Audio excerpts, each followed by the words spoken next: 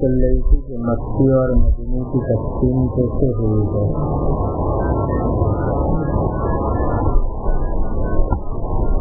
تو اس سلسلے میں مفسرین کی رائے الگ الگ ہے. بعض حضرات پہلا قول یہ ہے کہ اگر اہل مکہ کا کتاب ہے تو وہ مکی کہلاتی ہے، اور اہل مدینہ کو خطاب ہے تو مدنی کہلاتی ہے. یہ پہلا قول ہوگا. دوسرا قول یہ ہے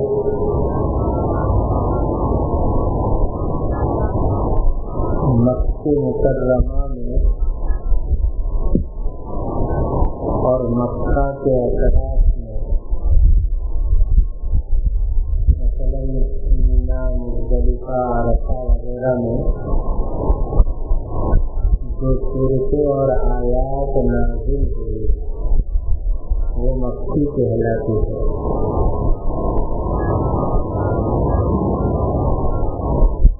اور جو مدینہ اور مدینہ کے قرب و جوار میں نازل ہوئی وہ مدینی کہلاتی ہے.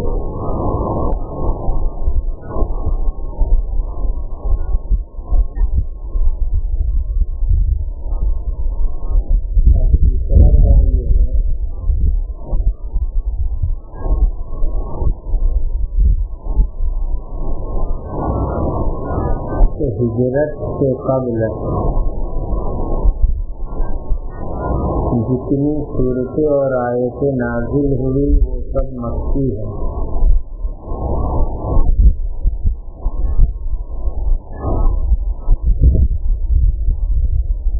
اور ہجرت کے بعد جتنی صورتیں اور آیات نازل ہوئی وہ سب مدنی کہلاتی ہے.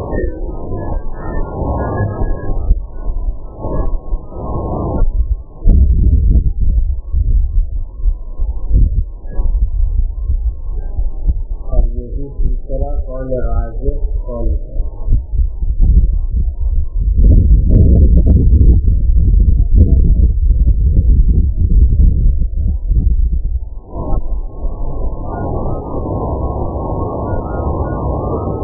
یہ تقسیم ہو گئی صورتوں کی مکی اور مدنی کے اعتبار سے.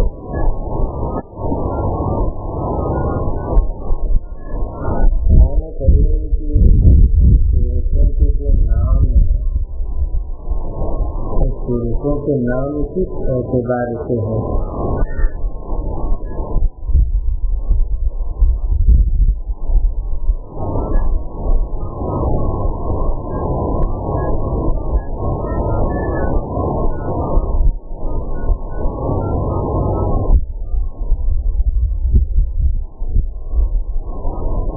جیسے ہم دنیاوی اعتبار سے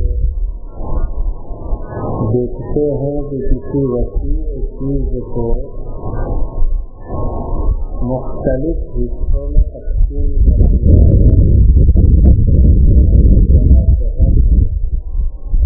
مختلف گلیوں میں، مختلف محلوں میں، کے اعتبار سے مختلف سیکٹر کے اندر اس کو تقسیم کر دیا جائے تاکہ پتہ معلوم کرنے کے اندر، نظام کے اندر سہولت رہے. مصنفین کے اندر الگ الگ کتاب، الگ الگ ابواب، الگ الگ ذکر کرتے ہیں تاکہ کتاب کے عنوان اور مسائل کو سمجھنا اور حل کرنا، اس کو پیش کرنا، اس کو پڑھنا، یہ سب چیزیں آسان ہو جائیں. کلام الہی کے اندر بھی اس کو صورتوں کے اعتبار سے تقسیم کیا گیا ہے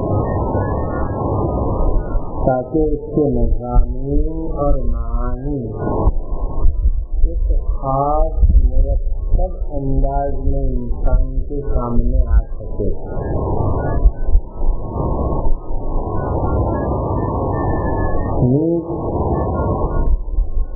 ہر صورت کے فضائل رکھے گئے تاکہ پڑھنے کا ایک شوق اور جذبہ پیدا ہو جائے.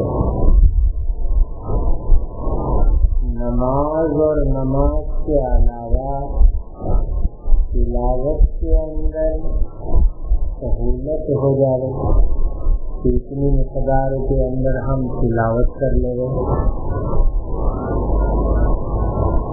اب یہ جو قرآن مجید میں تقریباً 114 صورتیں آئی ہیں، تو ان صورتوں کے جو نام رکھے گئے ان ناموں کی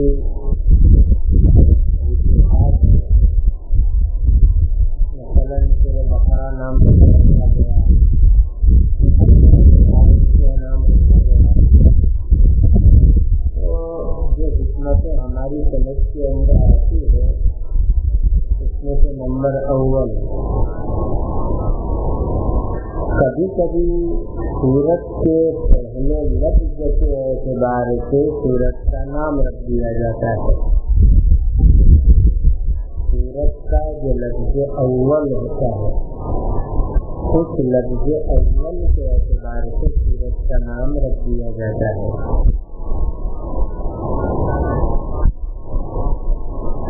جیسے سورہ یاسین پہلے لفظ کے اعتبار سے یاسین، سورہ صاد، سورہ طٰہٰ، سورہ نون.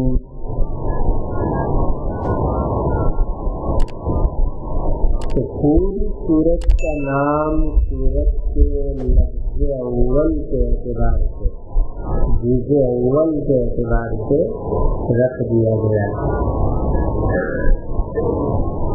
اس کو یہ کہنا چاہیے کہ تسمیۃ الکل باسم اول الجز، کہ پوری سورت کا نام رکھا گیا اول جز کے اعتبار سے.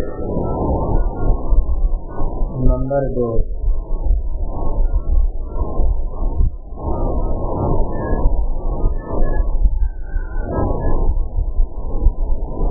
کبھی کبھی سورت کا نام رکھا جاتا ہے اس سورت میں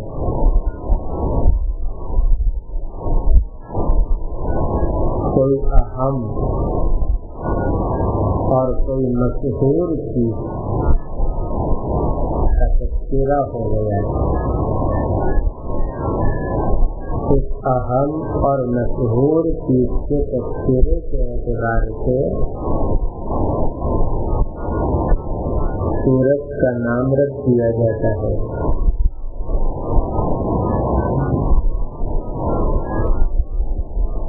جیسے سورہ محمد، سورہ ابراہیم، اس میں اہم ترین چیز یعنی نبی کریم صلی اللہ علیہ وسلم کا اس میں بابرکت آیا. حضرت ابراہیم علیہ السلام کا اس میں بابرکت آیا. یہ اہم بھی ہے اور مشہور بھی ہے. اس اعتبار سے پوری سورت کا نام رکھ دیا گیا.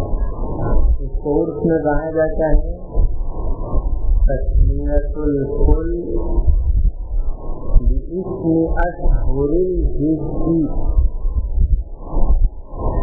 تسمیۃ الکل پوری سورت کا نام باسم اشہر الجز، مشہور ترین جز کے اعتبار سے.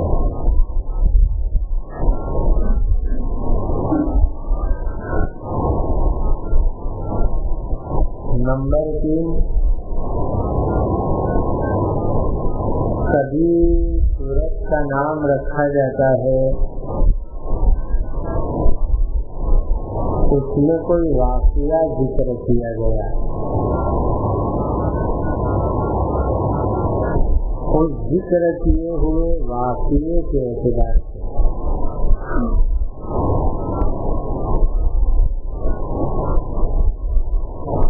اس میں کوئی واقعہ ذکر کیا گیا کے ذکر کیے گئے واقعے کے اعتبار سے.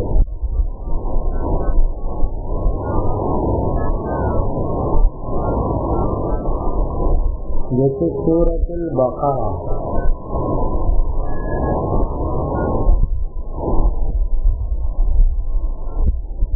یہ جو نام ذکر کیا گیا ہے وہ بقرہ کے واقعے کے اعتبار سے اس کا نام رکھا گیا ہے. تو اس میں جو بقرہ کا نام آیا ہے اس نام کے اعتبار سے اس کو بقرہ کا واقعہ آیا ہے. اس واقعے کے اعتبار سے اس کو سورۃ البقرہ کہا جاتا ہے. تو یہ کہا جائے گا اس کو تسمیۃ الکل باسم الواقعۃ المذکورۃ، یعنی اس میں قصۃ المذکورۃ فی السورۃ، کہ پوری سورت کا نام رکھا گیا اندر ذکر کیے گئے واقعے کے اعتبار سے. تسمیۃ الکل باسم قصۃ المذکورۃ.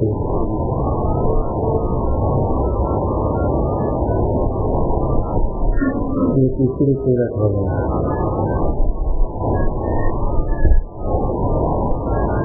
اب قرآن مجید کی جو صورتوں کی ترتیب ہے موجودہ، یہ ترتیب بھی توقیفی ہے. توقیفی کا مطلب ہے اللہ سبحانہ و تعالیٰ کی طرف سے آئی ہوئی ترتیب. کیونکہ جتنا قرآن شوال سے شعبان تک نازل ہوتا، ہر سال رمضان میں نبی کریم صلی اللہ علیہ وسلم جبرائیل امین کے ساتھ دور فرماتے تھے. پھر حضرت جبرائیل امین جب کوئی سورت یا کوئی آیت لے کے تشریف لاتے تو وہ خود بتلا دیتے حضور کو کہ اس آیت کو فلانی سورت میں فلانی آیت کے بعد رکھو، اس سورت کو فلانی سورت کے بعد رکھو. یہ سب جبرائیل امین بتلا دیتے تھے. پھر جب زندگی کا آخری رمضان تھا حیات طیبہ کا، تو اس سال نبی کریم صلی اللہ علیہ وسلم نے جبرائیل امین کے ساتھ 2 دور فرمائے. یہ جو موجودہ ترتیب ہوئی ہے یہ ترتیب بھی خود اللہ سبحانہ و تعالیٰ کی طرف سے بتائی ہوئی ترتیب ہے کہ اس ترتیب سے قرآن کو یاد کیا جائے گا، اس ترتیب سے قرآن کو لکھا جائے گا، اس ترتیب سے قرآن کو پڑھا جائے گا. اس کو توقیفی ترتیب سے. لیکن نزول کی ترتیب الگ ہے، یعنی نزول کا اندازہ الگ ہے. جیسے کہ آپ سب جانتے ہیں کہ نازل ہونے والی سب سے پہلی سورہ علق سے ابتدائی 5 آیتیں ہیں، اور نازل ہونے والی مکمل اول سورہ فاتحہ ہے. تو نزول کی ترتیب الگ ہے اور اس وقت جو ہمارے سامنے ترتیب ہے وہ الگ ہے. مفسرین نے اس کی بھی کوشش کی ہے کہ نزول کی ترتیب بھی امت کے سامنے پیش کر دے کہ کون سی صورت کون سی ترتیب سے نازل ہوئی. اگر ذوق ہو تو وہ ترتیب بھی لکھ لے، نزول کی صورتوں کی ترتیب جو میں ترتیب بولتا جا رہا ہوں اس ترتیب سے صورتیں نازل ہوئی ہے. نمبر 1 سورہ علق، یعنی اس کی پہلی 5 آیتیں ہیں.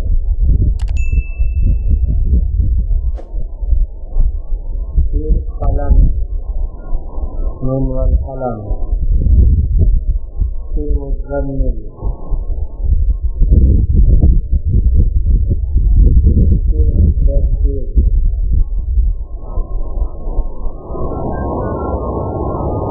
پھر سبت، صورت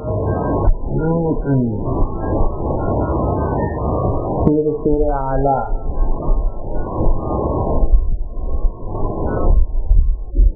پھر واللیل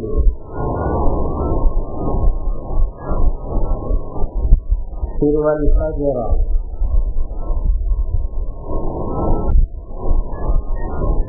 پھر والضحیٰ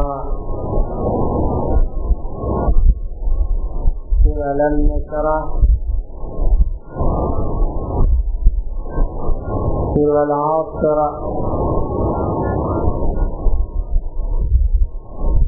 والعادیات کوثر تکاثر ماحول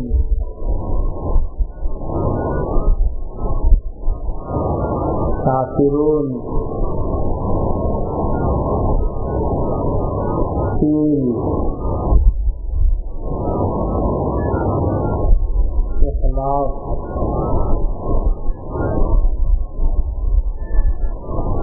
نجم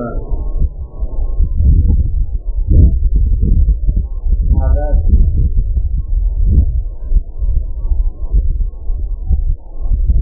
قدر فروج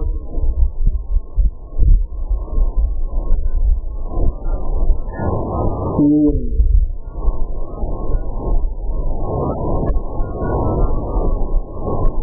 قریش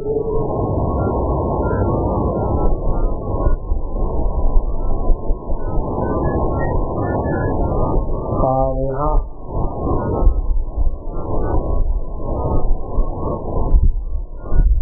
ممزہ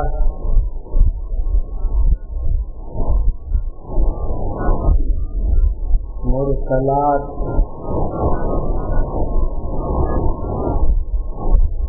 قاف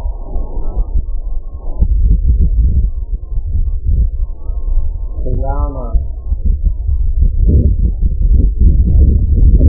بلد طارق قمر قاف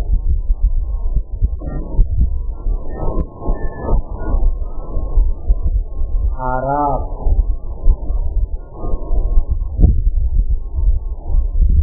جن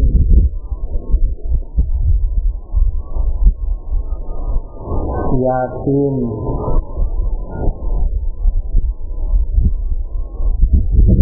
فرقان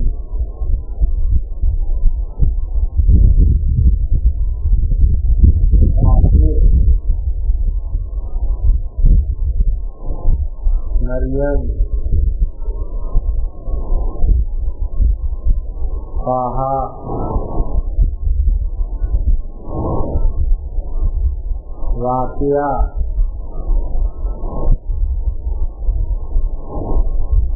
شعراء نمل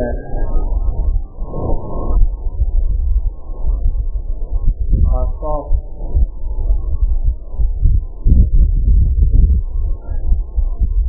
بنی اسرائیل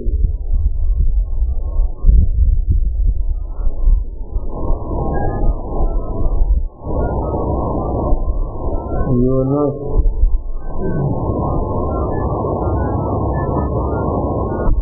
ہود یوسف ہجر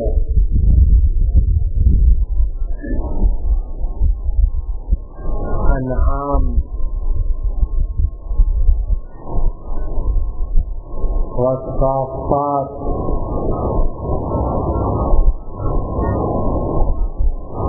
لقمان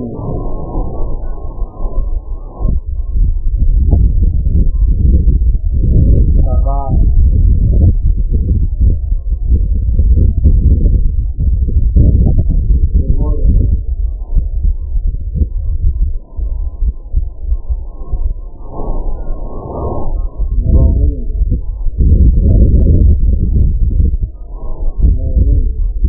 آمین سجدہ،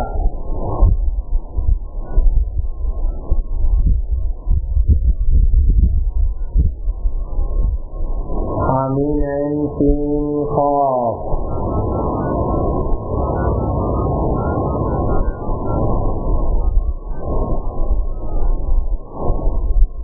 زخرف،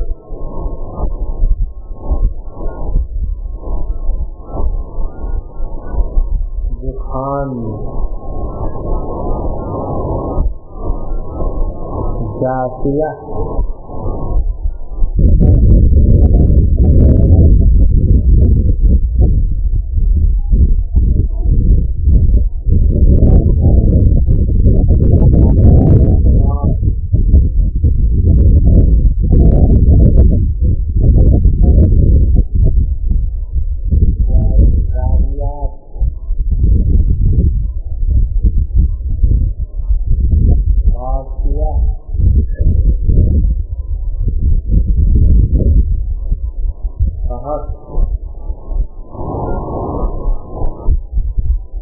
نحل، نوح،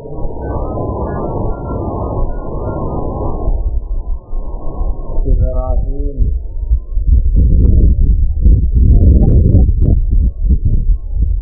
انبیاء، مومنون،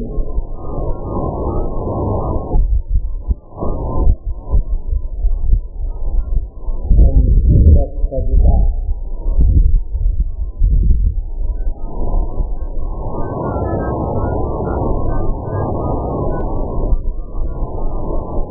طور، ملک، آقا،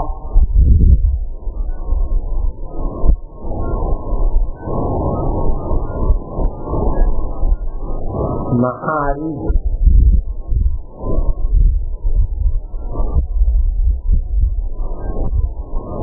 عامہ،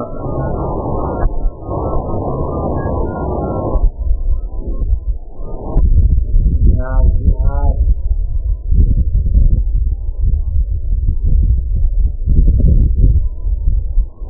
انفطار، انشقاق،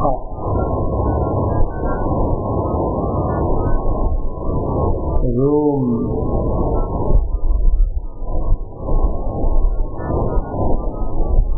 مطففین،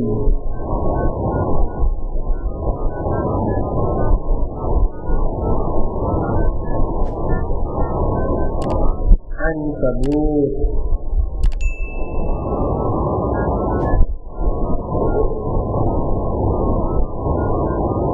الگ سطر میں لکھو مکی صورتوں میں آخری صورت کون سی، اس میں اختلاف ہے۔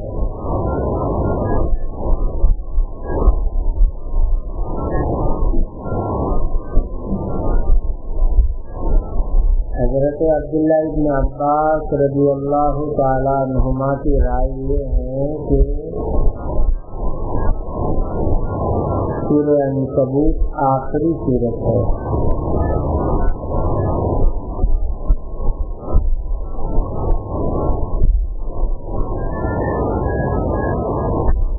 اور امام ضحاک اور امام عطا فرماتے ہیں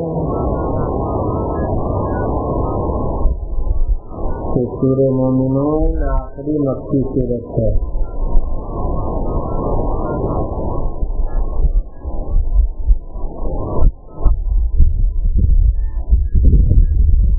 یہ کل 83 مکی صورتیں ہو گئی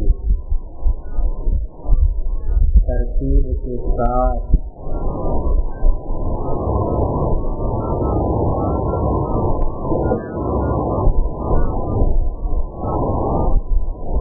الگ سے لکھو مدنی صورتیں 31 ہے،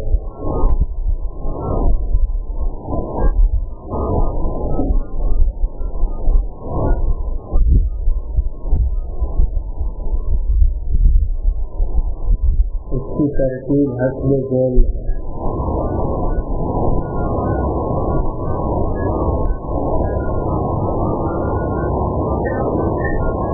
بقرہ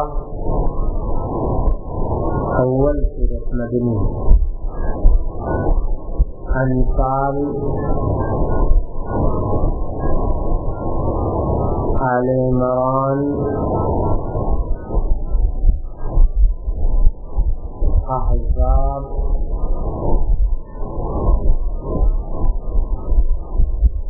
ممتحنہ۔ سمجھ میں آ گیا امتحان کا مطلب؟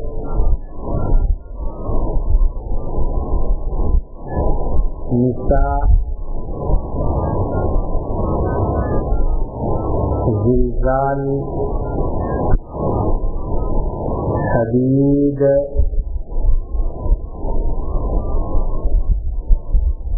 محمد،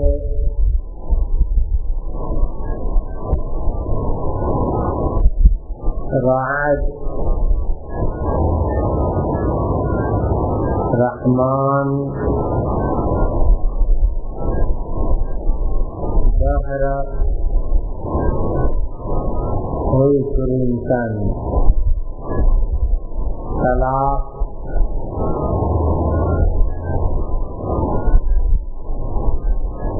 لم یکن، بینہ، حشر،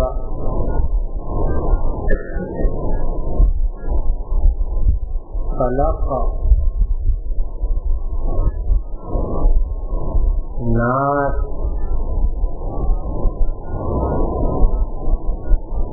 نصر،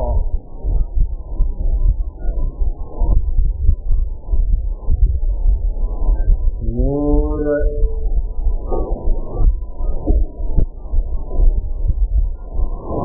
حج،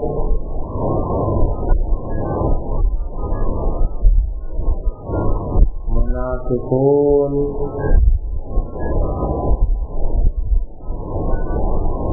مجادلہ،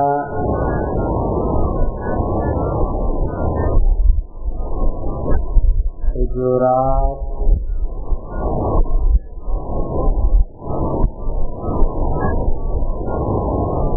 تحریم،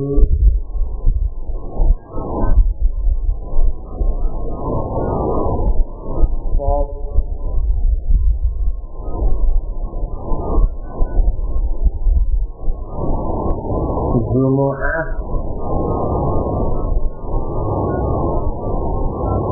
تغابن، فتح، توبہ، مائدہ،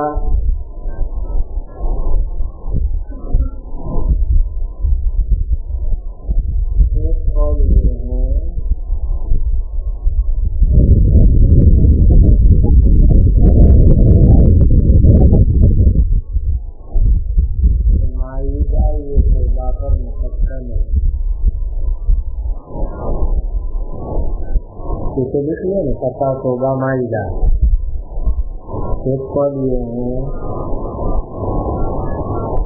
مائدہ توبہ کے اوپر مقدم ہے۔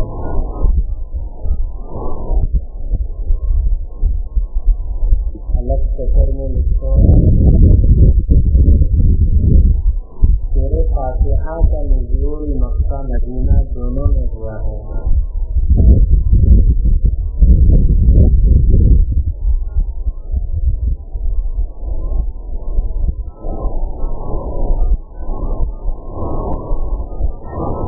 اس کو مکی مدنی دونوں کے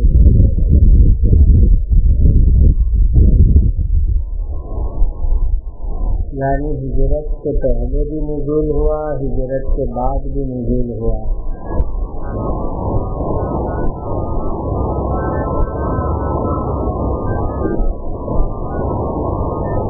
الگ سطر میں بعض صورتوں کے متعلق اختلاف بھی ہے کہ اس کا نزول ہجرت سے پہلے یا بعد میں ہے۔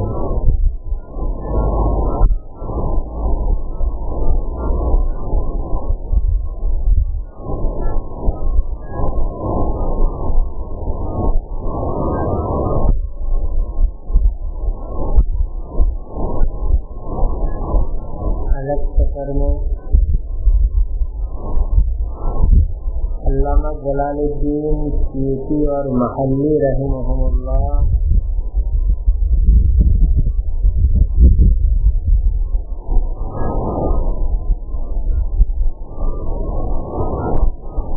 کی رائے کے مطابق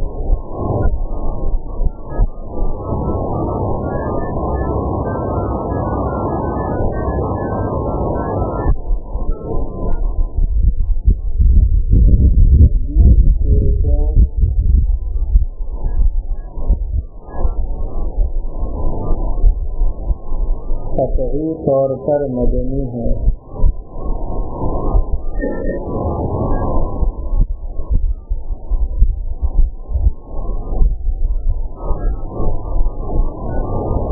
ستر سورتیں قطعی طور پر مکی ہے،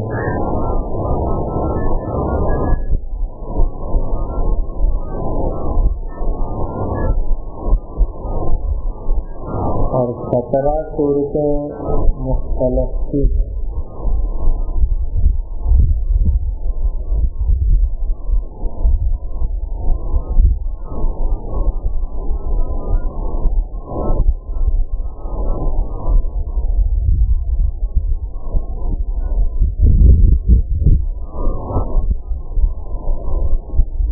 بعد سورۃ البقرہ کے متعلق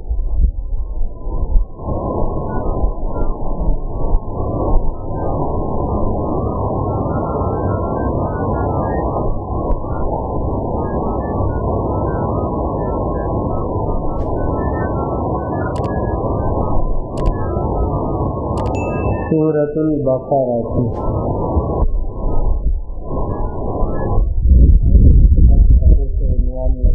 سورۃ البقرہ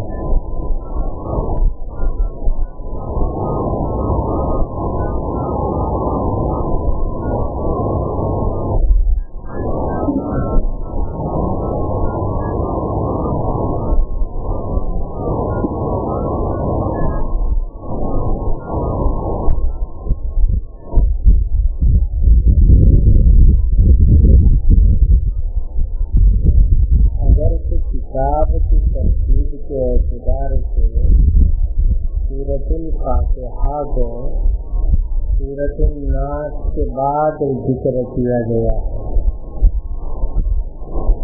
کیونکہ علامہ جلال الدین محلی رحمۃ اللہ علیہ نے سورہ کہف سے تفسیر لکھنا شروع کی، لکھتے لکھتے وہ سورہ الناس تک پہنچ گئے، پھر آپ نے سورہ فاتحہ کی تفسیر لکھی،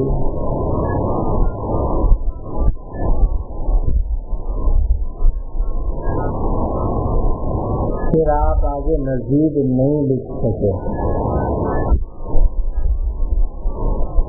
علامہ جلال الدین سیوطی نے آپ کا کام پورا کیا ادھورا۔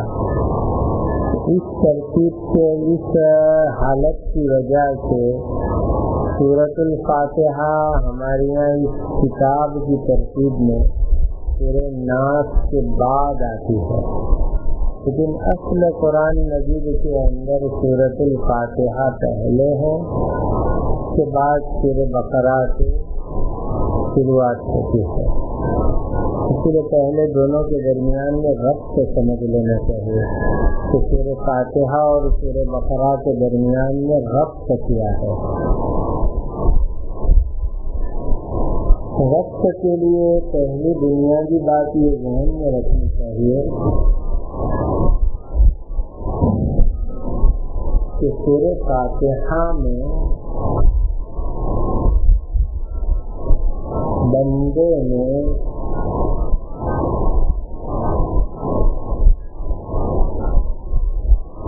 جس صراط مستقیم کا تذکرہ کیا تھا، بندے نے جس صراط مستقیم کا سوال کیا تھا اللہ سبحانہ و تعالی سے، وہ صراط مستقیم پورا سورہ بقرہ میں بیان کیا گیا ہے۔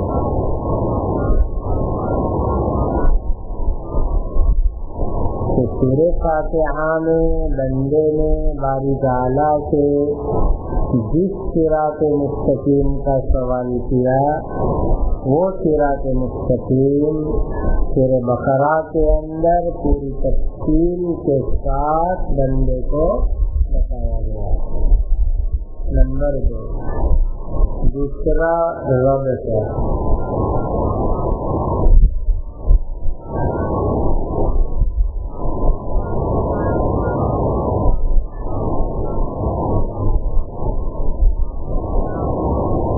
بندے نے سورہ فاتحہ میں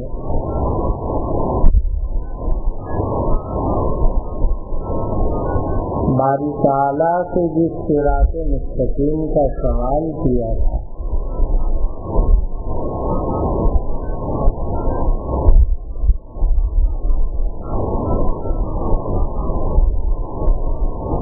اس کا جواب ذالک الکتاب میں ہے.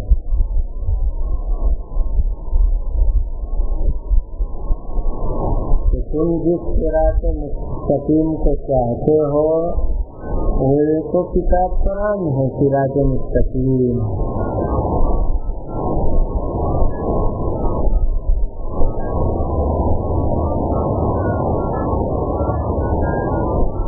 نمبر 3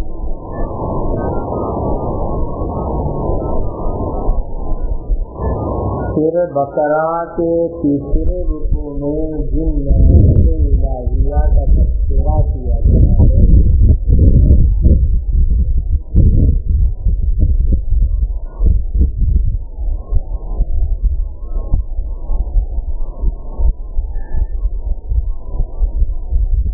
وہ سب مربوط ہیں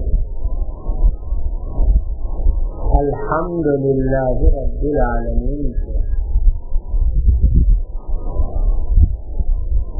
کہ اللہ سبحانہ و تعالیٰ کی نعمتوں کے اوپر اللہ کا حمد ہے. اور نعمتیں کون سی جو وہاں شروع ہو رہی ہے جس کا بیان ہے.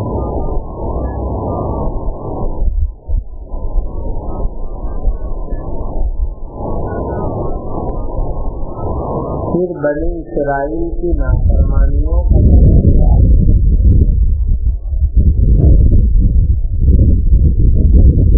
نافرمانیوں کی سزا بیان کی گئی ہے.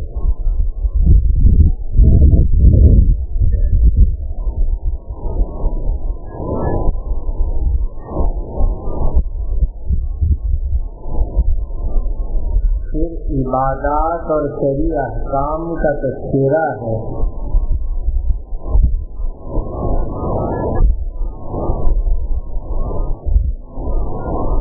یہ سب مربوط ہیں مالکی یوم الدین سے.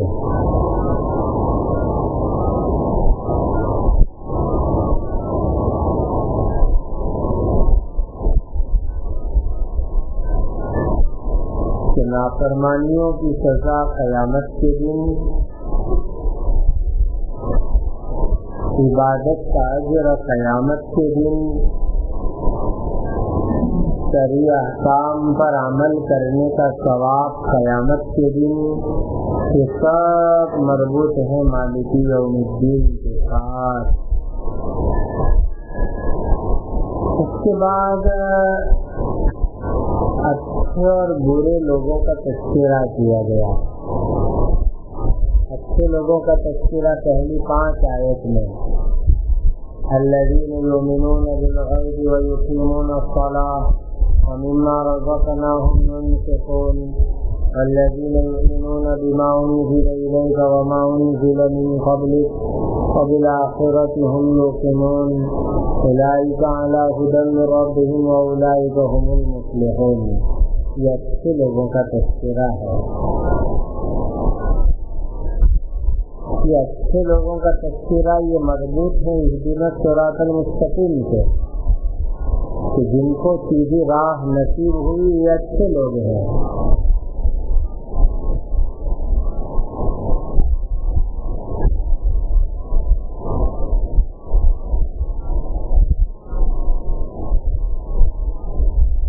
پھر برے لوگوں کا تذکرہ شروع ہوتا ہے.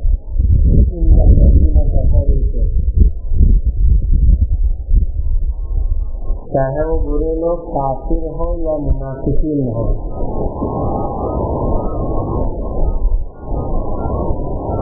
وہ سب مربوط ہیں غیر المغضوب علیہم ولا الضالین سے جڑے ہوئے، کیونکہ اس میں انہیں برے لوگوں کا تذکرہ ہے، غیر المغضوب علیہم ولا الضالین، مناسبت ہو گئی دونوں کے درمیان جو اندر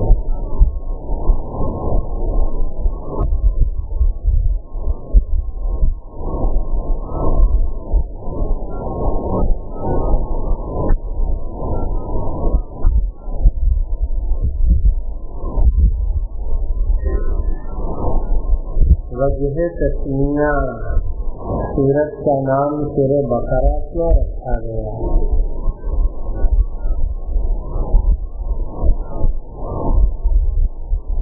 نمبر 1 بقرہ کا اس میں تذکرہ ہے،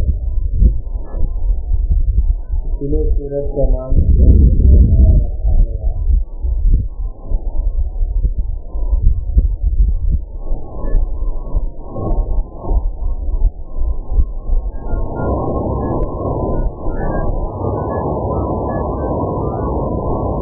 سوال یہ ہے کہ اس بقرہ کی وجہ سے پوری سورت کا نام کیوں بقرہ رکھا گیا؟ اور بھی تو بہت سارے واقعات اس کے اندر موجود ہیں، اس بقرہ کی کون سی ایسی خوبی ہو گئی کہ اس کی وجہ سے پوری سورت کا نام بقرہ رکھ دیا گیا ہے؟ مفسرین نے اس کی حکمت یہ بیان دی ہے کیونکہ اس قصے کا ذکر دین کے اہم ترین امور میں سے ہے،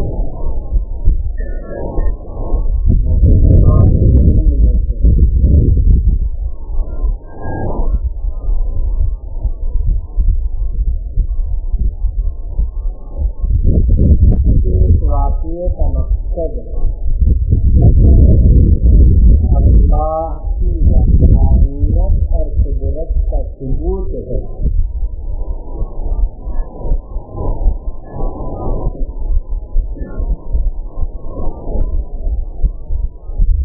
ایک مرا ہوا انسان زندہ ہو گیا ہے،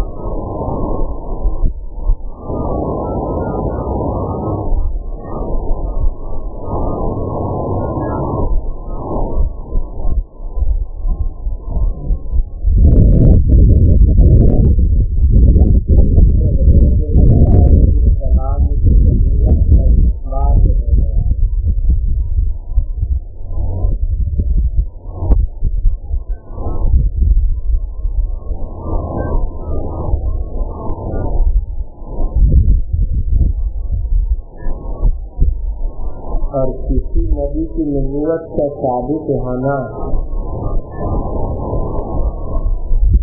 یہ تمام انبیاء کی نبوت کے اثبات کی دلیل ہے۔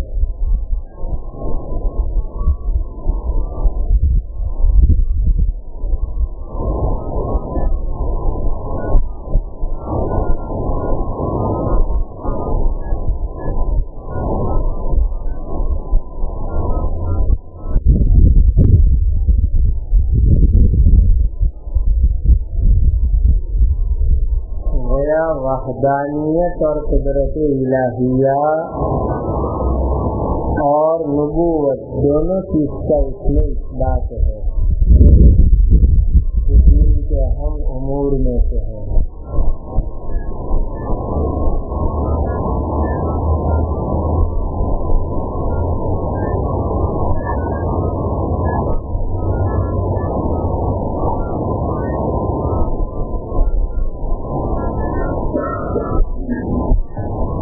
آگے لکھتے ہیں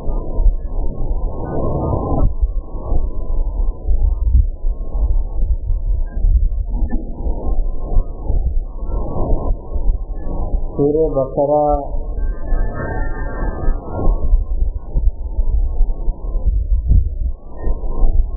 قرآن کی سب سے بڑی سورت ہے،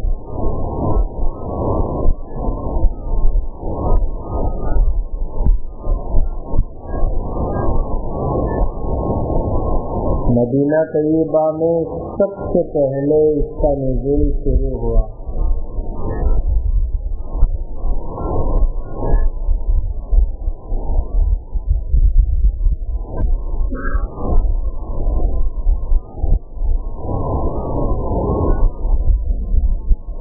اس کی ایک آیت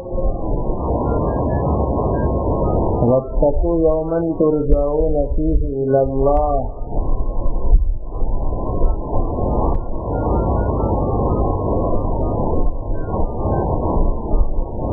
سن 10 ہجری میں،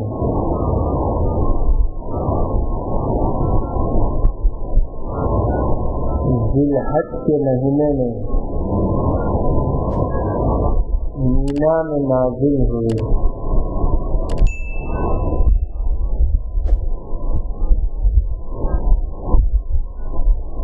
یعنی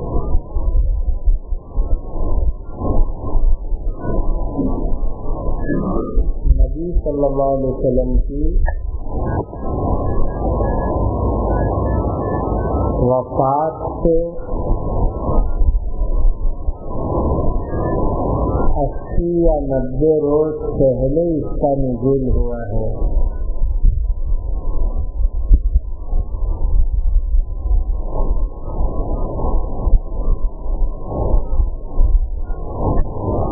ہجرت کے بعد مختلف زمانوں میں